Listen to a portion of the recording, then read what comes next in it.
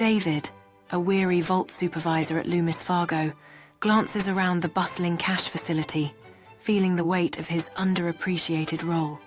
As he takes a moment to catch his breath, he notices Kelly, a vibrant new hire, effortlessly maneuvering through the chaos with a smile.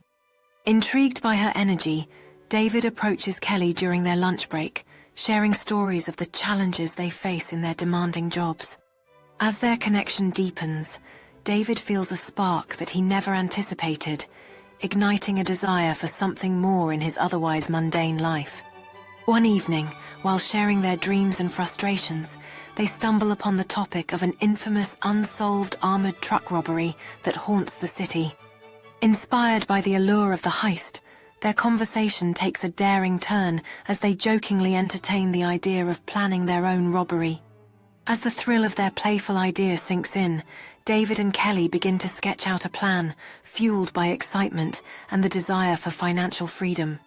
The moon hangs high in the sky, casting an eerie glow over the Loomis Fargo building as David quietly approaches. With swift movements, David slips inside the building, his heart pounding as he heads straight for the vault where the cash is stored. As he begins to load the cash into the Loomis van, the weight of the money feels both exhilarating and terrifying in his hands. Just as he finishes loading the cash, David swiftly grabs the 2 surveillance tapes, ensuring no evidence is left behind. He rushes to meet Kelly and Chambers at the rendezvous point, adrenaline surging as he thinks about the money waiting to be transferred. Upon arrival, they quickly realize that the cash is far too much to fit in their van, leading to a frantic scramble to organize the stacks. In a moment of desperation, they decide to leave behind $3.3 million and the surveillance tapes, knowing it could cost them everything. As they drive away, the weight of their decision sinks in, and the thrill of the heist begins to turn into a sense of looming dread. David's journey to Mexico begins under the weight of uncertainty, as he covertly moves through the bustling streets while contemplating his next steps. Back home, his wife, filled with worry and confusion, stands in front of the police station, desperately explaining her husband's sudden disappearance. As the investigation intensifies, detectives stumble upon the abandoned Loomis van, a chilling reminder of David's last known actions. With the discovery of the van, David's name quickly rises to the forefront of the investigation, making him the prime suspect in a growing mystery. As news outlets broadcast David's face nationwide, the pressure mounts, and he realizes that every move could be his last chance to evade capture. Feeling the heat of the manhunt, David begins to contemplate his next move, knowing he must act swiftly to stay one step ahead. Haunted by the choices he's made, David weighs the risks of seeking help from old contacts who could either protect him or betray him. Chambers and his wife dive into a whirlwind of extravagance, transforming their lives with a lavish mansion and high-end purchases that turn heads in their upscale neighborhood.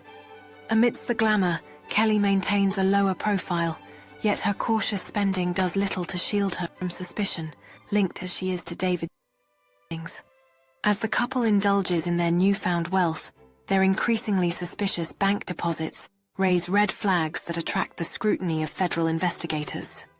With mounting evidence, the FBI decides to wiretap Chambers' phone, believing him to be the weakest link in a web of financial deception.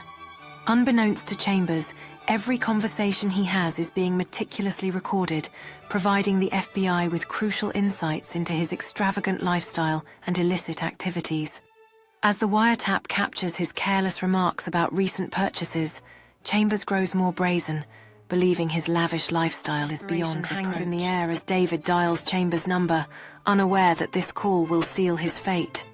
Chambers, cold and calculating, listens intently before deciding to betray his former ally in the most ruthless way possible. As the hitman gears up for his grim task, the room is filled with an unsettling silence, amplifying the tension that hangs over David's fate. Meanwhile, the FBI, having intercepted the call, springs into action, ready to protect David from the imminent danger.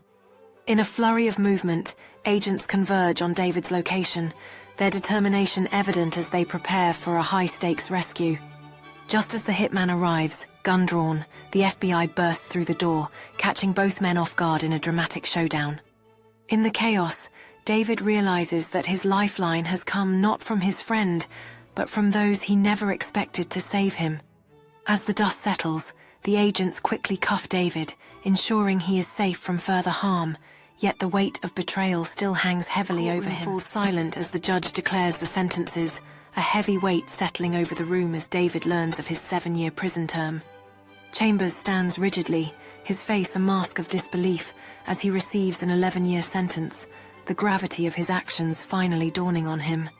As Chambers' wife is sentenced to 7 years, a mixture of shame and regret washes over her, the reality of their choices sinking in. Kelly receives his 6-year sentence with a resigned nod, the consequences of their greed finally hitting home for all involved.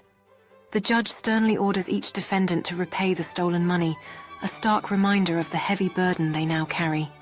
A chilling silence envelops the courtroom when it's revealed that $2 million from the heist remains unaccounted for, leaving many questions unanswered. The lingering mystery of the missing $2 million casts a shadow over the courtroom, igniting rumors about potential accomplices still at large.